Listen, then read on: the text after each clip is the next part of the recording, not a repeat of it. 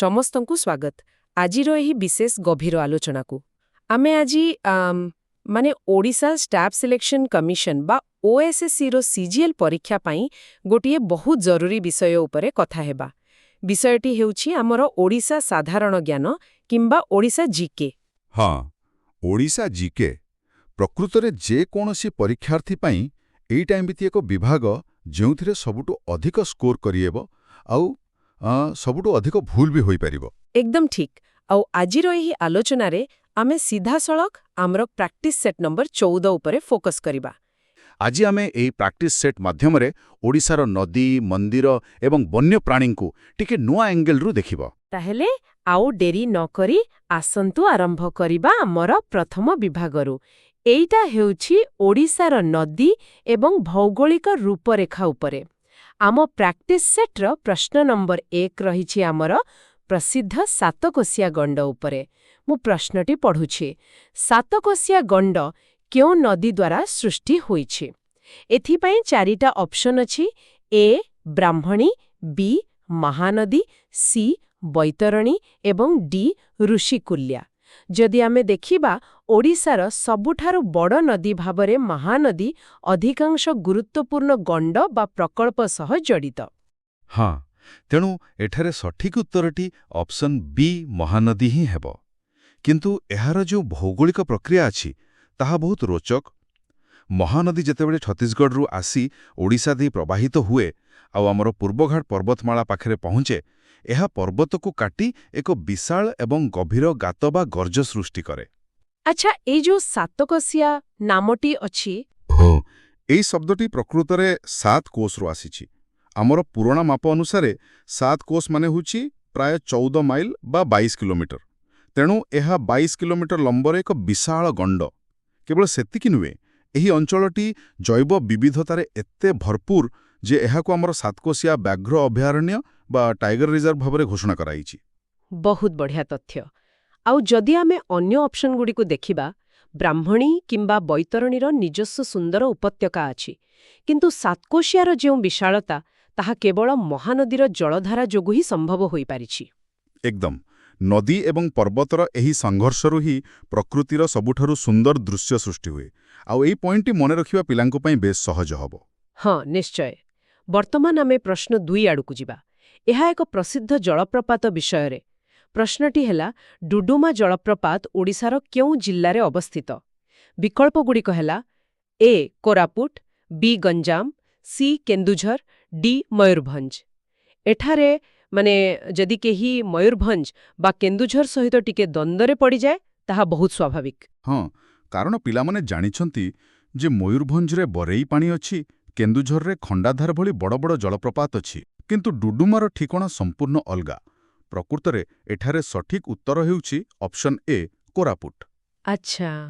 ଆଉ ଡୁଡୁମା ଜଳପ୍ରପାତ କେବଳ ଏକ ପର୍ଯ୍ୟଟନସ୍ଥଳୀ ନୁହେଁ, ଏହାର ଏକ ବଡ଼ ଭୌଗୋଳିକ ଗୁରୁତ୍ୱ ଅଛି, ଯାହା ପରୀକ୍ଷାରେ ବାରମ୍ବାର ପଚରାଯାଏ। ସେଇଟା କ'ଣ? ଏହା ମାଛକୁଣ୍ଡ ନଦୀ ଉପରେ ସୃଷ୍ଟି ହୋଇଛି। ଆଉ ସବୁଠାରୁ ଆକର୍ଷଣୀୟ ତଥ୍ୟ ହେଲା, ଏହି ଜଳପ୍ରପାତଟି ଠିକ୍ ଓଡ଼ିଶା ଏବଂ ଆନ୍ଧ୍ରପ୍ରଦେଶର ସୀମା ନିର୍ଦ୍ଧାରଣ କରେ। ପରୀକ୍ଷକମାନେ ସୀମାନ୍ତ ଅଞ୍ଚଳର ଏହିପରି ଭୌଗୋଳିକ ଚିହ୍ନଗୁଡ଼ିକୁ ପ୍ରଶ୍ନରେ ପକାଇବାକୁ ବହୁତ ପସନ୍ଦ କରନ୍ତି। ଅର୍ଥାତ୍ ଏହା କେବଳ ଗୋଟିଏ ପ୍ରପାତ ନୁହେଁ, ଗୋଟିଏ ସୀମାରେଖା ମଧ୍ୟ।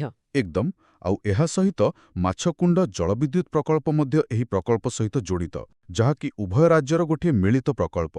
ତେଣୁ କୋରାପୁଟ ଜିଲ୍ଲାର ନାମ ଏହି ପ୍ରସଙ୍ଗରେ ନିଶ୍ଚିତ ଭାବରେ ମନେ ରଖିବା ଉଚିତ।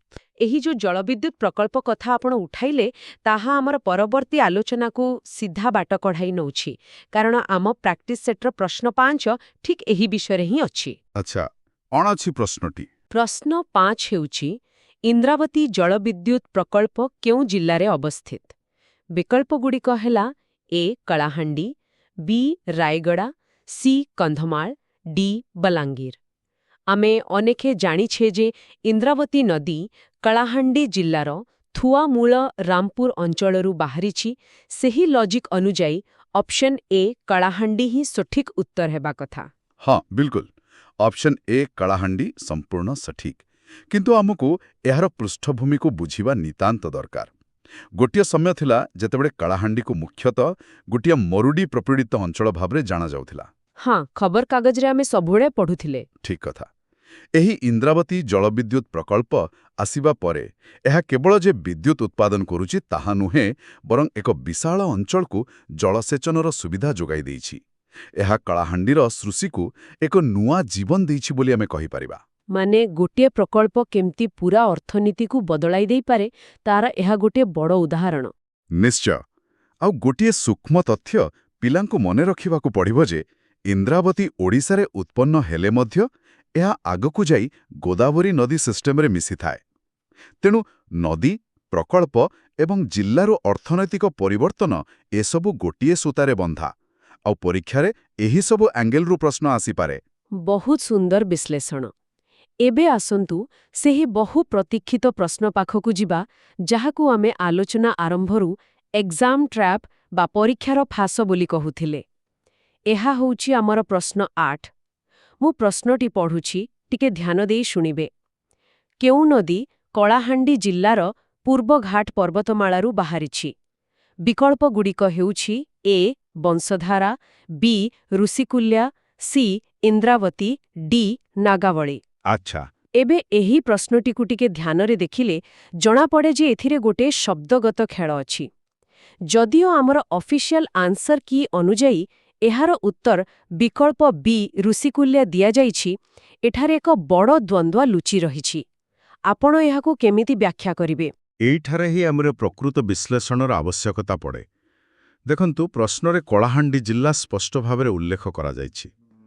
କିନ୍ତୁ ଭୌଗୋଳିକ ବାସ୍ତବତା ହେଉଛି ଋଷିକୁଲ୍ୟା ନଦୀ ପ୍ରକୃତରେ କନ୍ଧମାଳ ଜିଲ୍ଲାର ଦାରିଙ୍ଗାବାଡ଼ି ନିକଟସ୍ଥ ପୂର୍ବଘାଟ ପର୍ବତମାଳାରୁ ବାହାରିଛି। ହଁ, ତାହା ହିଁ ତ। ସେଠାରୁ ଏହା ଗଞ୍ଜାମ ଜିଲ୍ଲା ଦେଇ ପ୍ରବାହିତ ହୋଇ ଶେଷରେ ଆମର ବଙ୍ଗୋପସାଗରରେ ପଡ଼ିଛି। କିନ୍ତୁ ପରୀକ୍ଷାରେ ଅନେକ ସମୟରେ କ'ଣ ହୁଏ ନା, ପୁରୁଣା ସୀମା ନିର୍ଦ୍ଧାରଣ କିମ୍ବା ବେଳେବେଳେ କେବଳ ଗୋଟିଏ ଟାଇପିଂ ତ୍ରୁଟି ଯୋଗୁଁ କନ୍ଧମାଳ ବଦଳରେ କଳାହାଣ୍ଡି ଲେଖା ହୋଇଯାଇଥାଏ। ଆଉ ପରୀକ୍ଷାର୍ଥୀମାନେ ସେଇଠି ଫସିଯାନ୍ତି। ଏକଦମ୍। ପରୀକ୍ଷାର୍ଥୀମାନେ ଯେତେବେଳେ ପ୍ରଶ୍ନରେ କଳାହାଣ୍ଡି ଦେଖନ୍ତି, ସେମାନେ ତୁରନ୍ତ ଇନ୍ଦ୍ରାବତୀ କିମ୍ବା ବଂଶଧାରା ବାଛି ଦିଅନ୍ତି, କାରଣ ବଂଶଧାରା ମଧ୍ୟ କଳାହାଣ୍ଡିରୁ ହିଁ ବାହାରିଛି। କିନ୍ତୁ ଯେହେତୁ ପ୍ରଶ୍ନକର୍ତ୍ତା ଏହି ନିର୍ଦ୍ଦିଷ୍ଟ ସେଟ୍ରେ ଋଷିକୁଲ୍ୟାକୁ ଉତ୍ତର ଭାବେ ଗ୍ରହଣ କରୁଛନ୍ତି, ତେବେ ଏହା ଏକ କ୍ଲାସିକ୍ ଟ୍ରାପ୍। ସେଥିପାଇଁ ନଦୀର ଉତ୍ପତ୍ତିସ୍ଥଳର ସଠିକ୍ ଜ୍ଞାନ ରହିବା ନିତାନ୍ତ ଜରୁରୀ। ଯଦି ଆପଣ ଜାଣିଛନ୍ତି ଯେ ଋଷିକୁଲ୍ୟା କନ୍ଧମାଳରୁ ବାହାରିଛି, ତେବେ ଆପଣ ବୁଝିଯିବେ ଯେ ପ୍ରଶ୍ନରେ ଟାଇପ ଅଛି ଏବଂ ଆପଣ ସଠିକ୍ ଲଜିକ୍ ଲଗାଇ ଉତ୍ତର ଦେଇପାରିବେ। ଏହାକୁ ହିଁ ପ୍ରକୃତ ଗଭୀର ଆଲୋଚନା କୁହାଯାଏ। ଯଦି ଆମେ କେବଳ ଉପରଠାଉରିଆ ଭାବେ ବହି ପଢ଼ିଥାନ୍ତେ, ତେବେ ଏହି ସୂକ୍ଷ୍ମ ପାର୍ଥକ୍ୟକୁ କେବେ ବି ଧରିପାରିନଥାନ୍ତେ ଆଉ ମାଇନସ୍ ମାର୍କିଂ ଖାଇଥାନ୍ତେ। ବାଇ ଦ ୱେ, ଋଷିକୁଲ୍ୟାକୁ ଗଞ୍ଜାମର ଗଙ୍ଗା ମଧ୍ୟ କୁହାଯାଏ ଏବଂ ଏହାର କୌଣସି ତ୍ରିକୋଣଭୂମି ବା ଡେଲ୍ଟା ନାହିଁ। ଏହା ଏହାକୁ ଆହୁରି ସ୍ୱତନ୍ତ୍ର କରେ। ହଁ, ଏଇ ଡେଲ୍ଟା ନଥିବା କଥାଟା ବି ଅନେକ ଥର ପରୀକ୍ଷାରେ ଆସିଛି। ଆମର ଐତିହ୍ୟ, ମନ୍ଦିର ଏବଂ ଜନଜାତି ସଂସ୍କୃତି। ଏଥିରେ ପ୍ରଶ୍ନ 3 ଅଛି ମନ୍ଦିର ସ୍ଥାପତ୍ୟ ଉପରେ। ପ୍ରଶ୍ନ ହେଉଛି, ଭୁବନେଶ୍ୱରର ମୁକ୍ତେଶ୍ୱର ମନ୍ଦିର କେଉଁ ରାଜବଂଶ ସମୟରେ ନିର୍ମିତ ହୋଇଥିଲା? ବିକଳ୍ପଗୁଡ଼ିକ ହେଲା ଏ. ଗଙ୍ଗ, ବି. ସୋମବଂଶୀ, ସି. ଭୌମକର, ଡି. ପୂର୍ବଗଙ୍ଗ। ଓଡ଼ିଶାର ଇତିହାସରେ ବିଭିନ୍ନ ରାଜବଂଶ ବଡ଼ ବଡ଼ ମନ୍ଦିର ତୋଳାଇଛନ୍ତି। କିନ୍ତୁ ମୁକ୍ତେଶ୍ୱର ମନ୍ଦିରର ଶୈଳୀ କିଛି ଖାସ୍ ନୁହେଁ କି? ପ୍ରକୃତରେ ବହୁତ ଖାସ୍। ଏବଂ ସେହି ଖାସ୍ ଶୈଳୀର ଶ୍ରେୟ ଯାଉଛି ସୋମବଂଶୀ ରାଜବଂଶକୁ। ତେଣୁ ଆମର ସଠିକ୍ ଉତ୍ତର ହେବ ବିକଳ୍ପ ବି। 10ମ ଶତାବ୍ଦୀରେ ନିର୍ମିତ ଏହି ମନ୍ଦିରଟି କଳିଙ୍ଗ ସ୍ଥାପତ୍ୟ କଳାର ଏକ ସନ୍ଧିକ୍ଷଣକୁ ବା ଟ୍ରାନ୍ଜିସନ୍ ଫେଜ୍କୁ ଦର୍ଶାଏ। ମୁକ୍ତେଶ୍ୱର ମନ୍ଦିର ତ ଆକାରରେ ବହୁତ ଛୋଟ। ହଁ, ଆକାରରେ ଛୋଟ, କିନ୍ତୁ ଏହାର କାରୁକାର୍ଯ୍ୟ ଏତେ ନିଖୁଣ ଯେ ଏହାକୁ ଆମେ ଓଡ଼ିଶା ସ୍ଥାପତ୍ୟ କଳାର ମଣି ବା ଜେମ୍ ଅଫ୍ ଓଡ଼ିଶା ଆର୍କିଟେକ୍ଚର ବୋଲି କହୁ। ଆଉ ଏହାର ସବୁଠାରୁ ବଡ଼ ଆକର୍ଷଣ ହେଉଛି ଏହାର ସୁନ୍ଦର ତୋରଣ। ଓହୋ, ସେଇ ଅର୍ଦ୍ଧଚନ୍ଦ୍ରାକୃତି ପ୍ରବେଶ ପଥ। ହଁ, ସେଇଟା। ସେମିତି ତୋରଣ ଅନ୍ୟ କୌଣସି ଓଡ଼ିଶା ମନ୍ଦିରରେ ସାଧାରଣତଃ ଦେଖିବାକୁ ମିଳେ ନାହିଁ। ଐତିହାସିକମାନେ କହନ୍ତି ଯେ ଏହି ତୋରଣରେ ବୌଦ୍ଧ ସ୍ଥାପତ୍ୟର କିଛି ପ୍ରଭାବ ଥିବା ଭଳି ପ୍ରତୀତ ହୁଏ, ଯାହାକି ସୋମବଂଶୀମାନଙ୍କର କଳାତ୍ମକ ଏବଂ ଉଦାର ଦୃଷ୍ଟିକୋଣର ପରିଚୟ ଦିଏ। ପିଲାମାନେ ଏହି ତୋରଣ କଥାଟାକୁ ନିଶ୍ଚୟ ମନେ ରଖିବେ। ସେହି ତୋରଣ ସାମ୍ନାରେ ଛିଡ଼ା ହେଲେ ପ୍ରକୃତରେ ଆମ ପ୍ରାଚୀନ କାରିଗରଙ୍କ ନିପୁଣତା ବାରି ହୋଇପଡ଼େ। ଆଚ୍ଛା, ଆମ ସଂସ୍କୃତିର ଆଉ ଏକ ରଙ୍ଗୀନ ଦିଗ ହେଉଛି ଆମର ଜନଜାତି ପରମ୍ପରା। ଏବେ ସେହି ବିଷୟରେ ପ୍ରଶ୍ନ 4 ପଢ଼ିବା। କୋରାପୁଟ ଅଞ୍ଚଳରେ ଦେଖାଯାଉଥିବା କେଉଁ ଜନଜାତି ସେମାନଙ୍କର ରଙ୍ଗୀନ ପାରମ୍ପରିକ ପୋଷାକ ଏବଂ ଅଳଙ୍କାର ପାଇଁ ପ୍ରସିଦ୍ଧ? ବିକଳ୍ପଗୁଡ଼ିକ ହେଲା ଏ ଜୁଆଙ୍ଗ, ବି ବଣ୍ଡା, ସି ସାଉରା, ଡି ଖଡ଼ିଆ। ଏଥିରେ ଅପସନ୍ ଏଲିମିନେଟ୍ କରିବା ବହୁତ ସହଜ। କେମିତି? ଦେଖନ୍ତୁ, ଜୁଆଙ୍ଗ ମାନେ ମୁଖ୍ୟତଃ କେନ୍ଦୁଝର ଅଞ୍ଚଳର, ସାଉରା ମାନେ ଗଜପତି ଆଉ ରାୟଗଡ଼ାରେ ଅଧିକ ଦେଖାଯାନ୍ତି, ଆଉ ଖଡ଼ିଆ ମାନେ ମୁଖ୍ୟତଃ ମୟୂରଭଞ୍ଜ ଦିଗରେ। ତେଣୁ ବାକି ରହିଲା ବିକଳ୍ପ ବି ବଣ୍ଡା। ଏହା ହିଁ ସଠିକ୍ ଉତ୍ତର। ଏହି ଜନଜାତିର ସାଂସ୍କୃତିକ ପରିଚୟ ବହୁତ ସ୍ୱତନ୍ତ୍ର। ହଁ, ସେମାନଙ୍କ ବେଶଭୂଷା ବହୁତ ନିଆରା। ନିଶ୍ଚିତ ଭାବରେ ବଣ୍ଡା ସମ୍ପ୍ରଦାୟର ମହିଳାମାନେ ସାଧାରଣତଃ ମୁଣ୍ଡ ଚନ୍ଦା କରିଥାନ୍ତି ଏବଂ ବେକରୁ ଆରମ୍ଭ କରି ଅଣ୍ଟା ପର୍ଯ୍ୟନ୍ତ କେବଳ ରଙ୍ଗବେରଙ୍ଗର ମାଳି, ଅଳଙ୍କାର ବା ବିଡ୍ ଅର୍ନାମେଣ୍ଟସ୍ ପିନ୍ଧିଥାନ୍ତି, ଆଉ ତା ସାଙ୍ଗକୁ ମୋଟା ପିତ୍ତଳ ମୁଦି ମଧ୍ୟ ପିନ୍ଧିଥାନ୍ତି। କିନ୍ତୁ ଏହି ଜନଜାତି ବିଷୟରେ ଆଲୋଚନା କଲାବେଳେ ମୁଁ ଗୋଟିଏ ଭୌଗୋଳିକ ତଥ୍ୟ ସ୍ପଷ୍ଟ କରିବାକୁ ଚାହିଁବି। କୁହନ୍ତୁ। ବର୍ତ୍ତମାନର ମାନଚିତ୍ର ଅନୁଯାୟୀ ବଣ୍ଡା ଜନଜାତି ମୁଖ୍ୟତଃ ମାଲକାନଗିରି ଜିଲ୍ଲାର ଖଇରପୁଟ ବ୍ଲକର ପାହାଡ଼ିଆ ଅଞ୍ଚଳରେ ବାସ କରନ୍ତି। ସେହି ଜାଗାକୁ ବଣ୍ଡା ଘାଟି କୁହାଯାଏ। କିନ୍ତୁ ଆମ ପ୍ରଶ୍ନରେ କୋରାପୁଟ ଲେଖା ଅଛି। ଏହାର କାରଣ ହେଉଛି 1992 ମସିହା ପୂର୍ବରୁ ମାଲକାନଗିରି ଜିଲ୍ଲା ଅବିଭକ୍ତ କୋରାପୁଟ ଜିଲ୍ଲାର ହିଁ ଏକ ଅଂଶ ଥିଲା। ଏହି ଛୋଟ ଛୋଟ ଐତିହାସିକ ତଥ୍ୟ ଜାଣିଥିଲେ ପରୀକ୍ଷାରେ ହଠାତ୍ ଦ୍ୱନ୍ଦ୍ୱ ସୃଷ୍ଟି ହୁଏ ନାହିଁ। ଏହା ଏକ ବହୁତ ବଢ଼ିଆ ପଏଣ୍ଟ ଆପଣ ଉଠାଇଲେ। ଜିଲ୍ଲା ବିଭାଜନର ଇତିହାସ ନ ଜାଣିଲେ ଆମେ ହୁଏତ ପରୀକ୍ଷା ହଲରେ ଭାବିବା ଯେ ପ୍ରଶ୍ନଟି ହିଁ ଭୁଲ ଅଛି କିମ୍ବା ଅପସନ୍ ଭୁଲ ଅଛି। ସେୟା ତ ହୁଏ ଅନେକ ସମୟରେ। ବର୍ତ୍ତମାନ ଆମେ ବିବୃତ୍ତି ଭିତ୍ତିକ ପ୍ରଶ୍ନ ବା ଷ୍ଟେଟମେଣ୍ଟ ବେସ୍ଡ କ୍ୱେଶ୍ଚିନ୍ସ ଆଡ଼କୁ ବଢ଼ିବା। ଏହି ପ୍ରକାରର ପ୍ରଶ୍ନ ଆଜିକାଲି OSSC ପରୀକ୍ଷାରେ ବହୁତ ଆସୁଛି। ପ୍ରଶ୍ନ 6 ହେଉଛି ଲିଙ୍ଗରାଜ ମନ୍ଦିର ଉପରେ। 2ଟି ବିବୃତ୍ତି ଦିଆଯାଇଛି। 1. ଏହା ଭୁବନେଶ୍ୱରରେ ଅବସ୍ଥିତ। 2. ଏହା ପ୍ରଭୁ ଶିବଙ୍କ ଉଦ୍ଦେଶ୍ୟରେ ସମର୍ପିତ। ଏବଂ ବିକଳ୍ପଗୁଡ଼ିକ ହେଲା ଏ କେବଳ 1, ବି କେବଳ 2, ସି ଉଭୟ 1 ଓ 2, ଡି କେହି ନୁହେଁ। ପ୍ରଥମ ବିବୃତ୍ତିଟି ତ ସମ୍ପୂର୍ଣ୍ଣ ସତ୍ୟ, କାରଣ ଲିଙ୍ଗରାଜ ଭୁବନେଶ୍ୱରର ସବୁଠାରୁ ବଡ଼ ମନ୍ଦିର। କିନ୍ତୁ ଦ୍ୱିତୀୟ ବିବୃତ୍ତିରେ ବୋଧହୁଏ ଗୋଟେ ଟ୍ୱିଷ୍ଟ ଅଛି। ପ୍ରକୃତରେ ସେହି ଟ୍ୱିଷ୍ଟ ହିଁ ସବୁଠାରୁ ଗୁରୁତ୍ୱପୂର୍ଣ୍ଣ। ଏଠାରେ ଟେକ୍ନିକାଲି ଉତ୍ତର ହେବ ବିକଳ୍ପ ସି, ଅର୍ଥାତ୍ ଉଭୟ 1 ଓ 2 ସଠିକ୍। କିନ୍ତୁ କେବଳ ଶିବଙ୍କୁ ସମର୍ପିତ କହିଦେଲେ କଥା ସରିଯାଏ ନାହିଁ। ଲିଙ୍ଗରାଜ ମନ୍ଦିରରେ ପ୍ରଭୁଙ୍କୁ ହରିହର ରୂପରେ ପୂଜା କରାଯାଏ। ହରିହର ମାନେ? ହରି ଅର୍ଥାତ୍ ବିଷ୍ଣୁ ଏବଂ ହର ଅର୍ଥାତ୍ ଶିବ। ଦେଖନ୍ତୁ, ଯେତେବେଳେ ସୋମବଂଶୀମାନଙ୍କ ପରେ ଗଙ୍ଗବଂଶର ଶାସକମାନେ ଆସିଲେ, ସେମାନେ ବୈଷ୍ଣବ ଧର୍ମର ପୃଷ୍ଠପୋଷକ ଥିଲେ। ସେତେବେଳେ ଶୈବ ଏବଂ ବୈଷ୍ଣବ ପରମ୍ପରାର ଏକ ଅଦ୍ଭୁତ ସମନ୍ୱୟ ବା ସିନକ୍ରେଟିଜିମ୍ ଦେଖିବାକୁ ମିଳିଲା। ଏହାର ଏକ ବଡ଼ ପ୍ରମାଣ ହେଉଛି ମନ୍ଦିର ଚୂଡ଼ାରେ ଥିବା ଆୟୁଧ। ସେଠି ଶିବଙ୍କର ତ୍ରିଶୂଳ ସହିତ ବିଷ୍ଣୁଙ୍କର ଚକ୍ର ମଧ୍ୟ ଅଛି ନା? ଏକଦମ ଠିକ୍ ଧରିଛନ୍ତି। ଆଉ ସେଥିପାଇଁ ତ ପ୍ରାକ୍ଟିସ୍ ସେଟ୍ର ଏହି ସହଜ ଲାଗୁଥିବା ପ୍ରଶ୍ନ ପଛରେ ଏତେ ବଡ଼ ଐତିହାସିକ ସତ୍ୟ ରହିଛି। ପିଲାମାନେ ଏହି ହରିହର କନସେପ୍ଟକୁ ନିଶ୍ଚୟ ଧ୍ୟାନରେ ରଖିବେ। ଇତିହାସର ପୃଷ୍ଠ ଓଲଟାଇଲେ କେତେ କ'ଣ ନୂଆ କଥା ଜାଣିବାକୁ ମିଳେ। ଏବେ ଆସନ୍ତୁ ଆଉ ଏକ ବିବୃତ୍ତି ଭିତ୍ତିକ ପ୍ରଶ୍ନ ଦେଖିବା, ଯାହା ପ୍ରଶ୍ନ 9ରେ ଅଛି। ଏହା ଶ୍ରୀ ଜଗନ୍ନାଥ ମନ୍ଦିର ବିଷୟରେ। ବିବୃତ୍ତି 1, ଏହା ପୁରୀରେ ଅବସ୍ଥିତ। ବିବୃତ୍ତି 2, ବାର୍ଷିକ ରଥଯାତ୍ରା ଏହି ମନ୍ଦିର ସହ ଜଡ଼ିତ। ବିକଳ୍ପଗୁଡ଼ିକ ସେହିପରି ଅଛି, କେବଳ 1, କେବଳ 2, ଉଭୟ କିମ୍ବା କେହି ନୁହେଁ। ମୋତେ ଲାଗୁଛି ଏହା ହେଉଛି ସାରା ଓଡ଼ିଶାର ସବୁଠାରୁ ସହଜ ପ୍ରଶ୍ନ। ବିକଳ୍ପ ସି ହିଁ ଉତ୍ତର ହେବ। କିନ୍ତୁ ମୋର ଗୋଟିଏ ସନ୍ଦେହ ଅଛି, ପରୀକ୍ଷକମାନେ ଏତେ ସହଜ ପ୍ରଶ୍ନ କାହିଁକି ପକାନ୍ତି? ଏଇଟା ଗୋଟିଏ ବହୁତ ଭଲ ପ୍ରଶ୍ନ ପଚାରିଲେ। ଅନେକ ସମୟରେ ପରୀକ୍ଷାରେ କଠିନ ପ୍ରଶ୍ନଗୁଡ଼ିକ ମଝିରେ ଏପରି ଅତି ସାଧାରଣ ପ୍ରଶ୍ନ ଉଦ୍ଦେଶ୍ୟମୂଳକ ଭାବେ ରଖାଯାଏ। ଏହା ଶିକ୍ଷାର୍ଥୀର ଆତ୍ମବିଶ୍ୱାସ ବଢ଼ାଇବା ସହ ତାର ମୌଳିକ ଜ୍ଞାନ ବା ବେସିକ୍ ଜିକେ ପରୀକ୍ଷା କରିଥାଏ। ଶ୍ରୀ ଜଗନ୍ନାଥ ମନ୍ଦିର ଭାରତର ପ୍ରସିଦ୍ଧ ଚାରିଧାମ ମଧ୍ୟରୁ ଗୋଟିଏ। ରଥଯାତ୍ରା କେବଳ ଏକ ପର୍ବ ନୁହେଁ, ଏହା ଓଡ଼ିଶାର ସାଂସ୍କୃତିକ ପରିଚୟର ସବୁଠାରୁ ବଡ଼ ପ୍ରତୀକ। ହଁ, ଆଉ ଦ୍ୱାଦଶ ଶତାବ୍ଦୀରେ ଚୋଡ଼ଗଙ୍ଗ ଦେବଙ୍କ ଦ୍ୱାରା ଏହାର ନିର୍ମାଣ ଆରମ୍ଭ ହୋଇଥିଲା। ସେଇଟା ବି ବାରମ୍ବାର ପଚରାଯାଏ। ଏହି ବିଶାଳ ମନ୍ଦିର ଆମ ସ୍ଥାପତ୍ୟର ଚୂଡ଼ାନ୍ତ ନିଦର୍ଶନ। ଏହି ପ୍ରଶ୍ନଟି ସହଜ ହୋଇପାରେ, କିନ୍ତୁ ଆମେ କହିପାରିବା ଯେ ଏହା ବିନା କୌଣସି ଓଡ଼ିଶା ଜିକେ ପେପର ଅସମ୍ପୂର୍ଣ୍ଣ। ସତ କଥା। ଶ୍ରୀ ଜଗନ୍ନାଥଙ୍କ ବିନା ଓଡ଼ିଶାର କୌଣସି ପରିଚୟ ନାହିଁ। ବର୍ତ୍ତମାନ ଆମେ ଆମର ତୃତୀୟ ତଥା ଅନ୍ତିମ ବିଭାଗକୁ ଯିବା। ଓଡ଼ିଶାରେ କେବଳ ନଦୀ କିମ୍ବା ମନ୍ଦିର ନାହିଁ, ଏହାର ବନ୍ୟପ୍ରାଣୀ ଏବଂ ଜଙ୍ଗଲ ମଧ୍ୟ ବହୁତ ସମୃଦ୍ଧ। ପ୍ରଶ୍ନ 7 କହୁଛି, କେଉଁ ଅଭୟାରଣ୍ୟ କୃଷ୍ଣସାର ମୃଗ ବା ବ୍ଲାକବକ୍ ପାଇଁ ପ୍ରସିଦ୍ଧ? ବିକଳ୍ପଗୁଡ଼ିକ ହେଲା ଏ. ଚନ୍ଦକା, ବି. ବାଲୁଖଣ୍ଡ, ସି. କର୍ଲାପାଟ, ଡି. ଡେବ୍ରିଗଡ଼। ଏଠି ଆମେ ପୁଣି ଏଲିମିନେସନ୍ ମେଥଡ ଲଗାଇପାରିବା। ଯେମିତିକି ଆମେ ଜାଣୁ ଯେ ଚନ୍ଦକା ହାତୀମାନଙ୍କ ପାଇଁ ପ୍ରସିଦ୍ଧ। ଆଉ କର୍ଲାପାଟ ହେଉଛି କଳାହାଣ୍ଡିର ଏକ ଘଞ୍ଚ ଜଙ୍ଗଲ। ସେଠାରେ ହାତୀ, ବାଘ ସବୁ ଅଛନ୍ତି। ଡେବ୍ରିଗଡ଼ କଥା ଆମେ ଆଗକୁ ଆଲୋଚନା କରିବା। ତେଣୁ ଏଠାରେ ସଠିକ୍ ଉତ୍ତର ହେଉଛି ବିକଳ୍ପ ବି. ବାଲୁଖଣ୍ଡ। କିନ୍ତୁ ଏ ବାଲୁଖଣ୍ଡର ପରିବେଶ ବହୁତ ଅଲଗା ପ୍ରକାରର, ନୁହେଁ କି?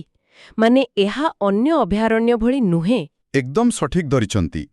ଏହାକୁ ଆମେ ବାଲୁଖଣ୍ଡ କୋଣାର୍କ ବନ୍ୟପ୍ରାଣୀ ଅଭୟାରଣ୍ୟ ବୋଲି କହୁ।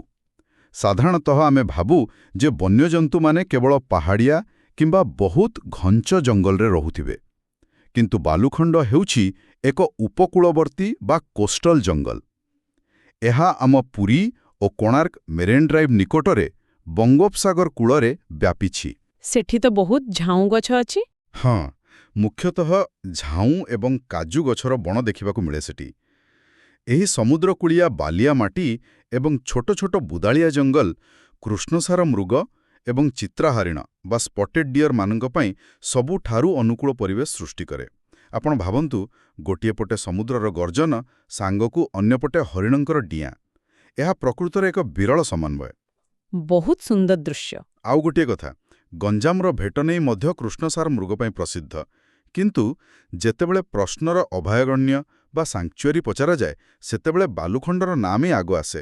ସମୁଦ୍ର କୂଳରେ ହରିଣ ମାନେ ପ୍ରକୃତିର ରୂପ ପ୍ରକୃତରେ କେତେ ବିବିଧ ଆମ ଓଡ଼ିଶାରେ। ଆସନ୍ତୁ ଏବେ ଆଜିର ଆମର ଶେଷ ପ୍ରଶ୍ନ 10 ଉପରେ ନଜର ପକାଇବା। ଏହା ମଧ୍ୟ ଏକ ଅଭୟାରଣ୍ୟ ବିଷୟରେ। ପ୍ରଶ୍ନ ହେଉଛି, ଡେବ୍ରିଗଡ଼ ବନ୍ୟପ୍ରାଣୀ ଅଭୟାରଣ୍ୟ କେଉଁ ଜଳଭଣ୍ଡାର ନିକଟରେ ଅବସ୍ଥିତ? ବିକଳ୍ପଗୁଡ଼ିକ ହେଉଛି ଏ. ହୀରାକୁଦ, ବି. ରେଙ୍ଗାଲି, ସି. ବାଲିମେଳା, ଡି. ଅପର କୋଲାବ। ମୋ ମତରେ ଏହି ବିକଳ୍ପଗୁଡ଼ିକ ମଧ୍ୟରୁ ବିକଳ୍ପ ଏ. ହୀରାକୁଦ ହିଁ ସଠିକ୍ ଉତ୍ତର। କାରଣ ବରଗଡ଼ ଏବଂ ସମ୍ବଲପୁର ଅଞ୍ଚଳରେ ଥିବା ଏହି ଡେବ୍ରିଗଡ଼ ଅଭୟାରଣ୍ୟର ସୌନ୍ଦର୍ଯ୍ୟ ହୀରାକୁଦ ଜଳଭଣ୍ଡାର ଯୋଗୁଁ ହିଁ ଦ୍ୱିଗୁଣିତ ହୋଇଯାଏ। ହଁ, ଡେବ୍ରିଗଡ଼ର ସ୍ଥାନ ଓଡ଼ିଶାର ଇକୋ ଟୁରିଜମରେ ବର୍ତ୍ତମାନ ବହୁତ ଉପରେ ଅଛି। ହୀରାକୁଦ ଜଳଭଣ୍ଡାରର ବିଶାଳ ଜଳରାଶି ଏବଂ ତା ପଛରେ ଥିବା ବାରାପାହାଡ଼ର ସବୁଜ ଜଙ୍ଗଲ ଏକ ଚମତ୍କାର ପରିବେଶ ସୃଷ୍ଟି କରେ। ଏହି ଜଙ୍ଗଲରେ କଳରାପତ୍ରିଆ ବାଘ ବା ଲିଓପାର୍ଡସ୍, ଗୟଳ ଏବଂ ବିଭିନ୍ନ ପ୍ରଜାତିର ହରିଣ ବହୁ ସଂଖ୍ୟାରେ ଦେଖାଯାନ୍ତି। କିନ୍ତୁ ଏହାର ଏକ ବଡ଼ ଐତିହାସିକ ଗୁରୁତ୍ୱ ମଧ୍ୟ ଅଛି, ଯାହା ପିଲାଙ୍କୁ ଜାଣିବା ଦରକାର। ଐତିହାସିକ ଗୁରୁତ୍ୱ? ହଁ, ଆମର ମହାନ ସ୍ୱାଧୀନତା ସଂଗ୍ରାମୀ ବୀର ସୁରେନ୍ଦ୍ର ସାଏଙ୍କ ବିଷୟରେ ତ ଆପଣ ଜାଣିଥିବେ। ସେ ଇଂରେଜମାନଙ୍କ ବିରୁଦ୍ଧରେ ନିଜର ବିଦ୍ରୋହ ଏହି ଡେବ୍ରିଗଡ଼ ଜଙ୍ଗଲ ଭିତରେ ହିଁ ପରିଚାଳନା କରୁଥିଲେ। ବାରାପାହାଡ଼ର ଏହି ଘଞ୍ଚ ଜଙ୍ଗଲ ତାଙ୍କ ପାଇଁ ଏକ ସୁରକ୍ଷିତ ଆଶ୍ରୟସ୍ଥଳୀ ଥିଲା। ଆଚ୍ଛା, ସେଇଟା ଗୋଟିଏ ବହୁତ ବଡ଼ ତଥ୍ୟ। ଆଉ ଗୋଟେ କଥା, ଶୀତଦିନେ ହୀରାକୁଦ ଜଳଭଣ୍ଡାରକୁ ହଜାର ହଜାର ସଂଖ୍ୟାରେ ବିଦେଶୀ ପକ୍ଷୀ ବା ମାଇଗ୍ରେଟରୀ ବାର୍ଡସ୍ ଆସିଥାନ୍ତି। ତେଣୁ ଗୋଟିଏ ସ୍ଥାନରେ ଇତିହାସ, ବନ୍ୟପ୍ରାଣୀ ଏବଂ ଜଳଭଣ୍ଡାରର ଏହି ସମ୍ମିଶ୍ରଣ ପରୀକ୍ଷା ଦୃଷ୍ଟିରୁ ଏବଂ ସାଧାରଣ ଜ୍ଞାନ ଦୃଷ୍ଟିରୁ ବହୁତ ଗୁରୁତ୍ୱପୂର୍ଣ୍ଣ। ମାନେ ଇତିହାସ ଏବଂ ପ୍ରକୃତିର କି ସୁନ୍ଦର ମେଳ ଏଇଠି ଦେଖିବାକୁ ମିଳୁଛି। ଯଦି ଆମେ ଆଜିର ସମ୍ପୂର୍ଣ୍ଣ ପ୍ରାକ୍ଟିସ୍ ସେଟ୍ ନମ୍ବର 14ର ନିଷ୍କର୍ଷ ବାହାର କରିବା, ତେବେ ଗୋଟିଏ କଥା ବହୁତ ସ୍ପଷ୍ଟ। ପ୍ରଶ୍ନଗୁଡ଼ିକ କେବଳ ଗୋଟିଏ ସ୍ଥାନର ନାମ ବା କୌଣସି ଇତିହାସର ବର୍ଷ ମନେ ରଖିବା ବିଷୟରେ ନୁହେଁ। ଯେମିତି ଆମେ ଋଷିକୁଲ୍ୟା ନଦୀର ଉତ୍ପତ୍ତିସ୍ଥଳ ନେଇଥିବା ସେଇ ଏକ୍ଜାମ୍ ଟ୍ରାପ୍ କଥା ଆଲୋଚନା କଲେ, କିମ୍ବା ବାଲୁଖଣ୍ଡର ଉପକୂଳବର୍ତ୍ତୀ ଜଙ୍ଗଲର ସ୍ୱାତନ୍ତ୍ର୍ୟ ବୁଝିଲେ। ସେଟା ତ, ଯେତେବେଳେ ଆମେ ତଥ୍ୟର ଚାରିପାଖରେ ଥିବା କାହାଣୀକୁ ବୁଝିଯାଉ, ସେତେବେଳେ ଜିକେ ଆଉ କଷ୍ଟ ଲାଗେ ନାହିଁ, ବରଂ ଏହା ଏକ ରୋଚକ ଯାତ୍ରା ପାଲଟିଯାଏ। ଏହା ହିଁ ସଠିକ୍ ଅଧ୍ୟୟନର ପ୍ରଣାଳୀ ହେବା ଦରକାର। ନିଶ୍ଚୟ। ଜଣେ ସଫଳ ପରୀକ୍ଷାର୍ଥୀ କେବଳ ଉତ୍ତର ଜାଣିବାକୁ ଚେଷ୍ଟା କରେ ନାହିଁ, ବରଂ ଅନ୍ୟ 3ଟି ବିକଳ୍ପ କେଉଁ ପରିସ୍ଥିତିରେ ସଠିକ୍ ହୋଇପାରିବେ ତାହା ମଧ୍ୟ ଚିନ୍ତା କରେ। ଓଡ଼ିଶାର ଭୌଗୋଳିକ ଏବଂ ସାଂସ୍କୃତିକ କ୍ଷେତ୍ର ଏତେ ବିସ୍ତୃତ ଯେ ପ୍ରତ୍ୟେକଟି ବିଷୟ ଅନ୍ୟଟି ସହିତ କେଉଁଠି ନା କେଉଁଠି ଯୋଡ଼ି ହୋଇ ରହିଛି। ମନ୍ଦିର ନିର୍ମାଣ ଶୈଳୀରୁ ଆରମ୍ଭ କରି ନଦୀବନ୍ଧ ଯୋଜନା ପର୍ଯ୍ୟନ୍ତ ସବୁକିଛି ଆମ ରାଜ୍ୟର ବିକାଶ ଏବଂ ଐତିହ୍ୟର ମାଇଲ ଖୁଣ୍ଟ। ଆଜିର ଏହି ଆଲୋଚନା ନିଶ୍ଚିତ ଭାବରେ ସେହି ବ୍ୟାପକ ଦୃଷ୍ଟିକୋଣ ବିକାଶ କରିବାରେ ସାହାଯ୍ୟ କରିବ ବୋଲି ମୋର ବିଶ୍ୱାସ। ଏହି ସୁନ୍ଦର ବିଶ୍ଳେଷଣ ପାଇଁ ବହୁତ ବହୁତ ଧନ୍ୟବାଦ। ଆମେ ଆମର ଗଭୀର ଆଲୋଚନାର ଶେଷ ପର୍ଯ୍ୟାୟରେ ପହଞ୍ଚିଗଲୁଣି। ଆଜି ଆମେ ପର୍ବତ କାଟି ବାହାରିଥିବା ମହାନଦୀର ସାତକୋଶିଆ ଗଣ୍ଡଠାରୁ ଆରମ୍ଭ କରି କଳିଙ୍ଗ ସ୍ଥାପତ୍ୟର ମଣିମୁକ୍ତେଶ୍ୱର ମନ୍ଦିର ଏବଂ ଶେଷରେ ସମୁଦ୍ରକୂଳର ବାଲୁଖାଣ୍ଡ ଅଭୟାରଣ୍ୟ ପର୍ଯ୍ୟନ୍ତ ଏକ ଲମ୍ବା ଯାତ୍ରା କଲେ। ଆଲୋଚନା ଶେଷ କରିବା ପୂର୍ବରୁ ଗୋଟିଏ କଥା ଚିନ୍ତା କରିବା ପାଇଁ ମୁଁ ଛାଡ଼ି ଦେଇ ଯାଉଛି। ଆଜି ଆମେ ଓଡ଼ିଶାର ଏହି ବିଶାଳ ଭୌଗୋଳିକ ବିବିଧତା ବିଷୟରେ ଜାଣିଲେ। ଗୋଟିଏ ପଟେ ପୂର୍ବଘାଟର ଉଚ୍ଚ ପର୍ବତମାଳା ଓ ଘଞ୍ଚ ଜଙ୍ଗଲ, ଆଉ ଅନ୍ୟପଟେ ପ୍ରଶସ୍ତ ଉପକୂଳ ଅଞ୍ଚଳ ଓ ବିଶାଳ ନଦୀ ଅବବାହିକା। ତେବେ କ'ଣ ଏହି ଭୌଗୋଳିକ ବିବିଧତା ହିଁ ପ୍ରକୃତରେ ଓଡ଼ିଶାର ସାଂସ୍କୃତିକ ଐତିହ୍ୟକୁ ଏତେ ସମୃଦ୍ଧ କରିବାରେ ସବୁଠାରୁ ବଡ଼ ଭୂମିକା ଗ୍ରହଣ କରିନାହିଁ କି? ଯଦି ଏହି ପାହାଡ଼, ନଦୀ ଏବଂ ସମୁଦ୍ର ନଥାନ୍ତା, ତେବେ କ'ଣ ଆମର ମନ୍ଦିର ସ୍ଥାପତ୍ୟ କିମ୍ବା ଆମର ଜନଜାତିଙ୍କର ନିଆରା ପରମ୍ପରା ଆଜି ଏତେ ସୁନ୍ଦର ରୂପ ନେଇ ପାରିଥାନ୍ତା? ଏହି ପ୍ରଶ୍ନ ଉପରେ ନିଶ୍ଚୟ ବିଚାର କରିବେ। ଆମର ଆଗାମୀ ଗଭୀର ଆଲୋଚନାରେ ପୁଣି ଏକ ନୂଆ ବିଷୟବସ୍ତୁ ସହ ଭେଟ ହେବ। ସେତେବେଳେ ଯାଏଁ ନିଜର ଅନୁସନ୍ଧାନ ଜାରି ରଖନ୍ତୁ। ଆଲୋଚନାରେ ଯୋଗ ଦେଇଥିବାରୁ ଅଶେଷ ଧନ୍ୟବାଦ।